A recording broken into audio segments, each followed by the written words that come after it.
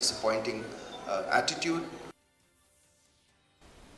Agniveer recruitment rally for all districts of Meghalaya commenced yesterday at Shillong and will end on 25th September 2022. The recruitment rally is held at Manekshaw Stadium 58 GTC Happy Valley, Shillong.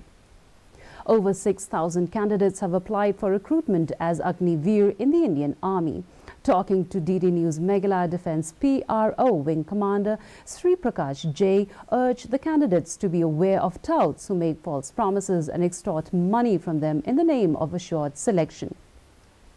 Deputy Director General Recruitment of North Eastern State Harpreet Singh added that the process for the North Eastern states started from the 7th of September 2022 and they have a plan to organize 11 recruitment rally all over the North Eastern states. He informed that the rally held in Shillong is the third rally.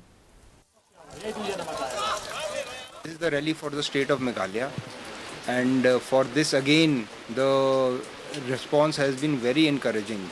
We have been going out to the hinterland and to the villages and to the tribal areas to inform people, to inform the candidates about the benefits of this scheme and to encourage more participation.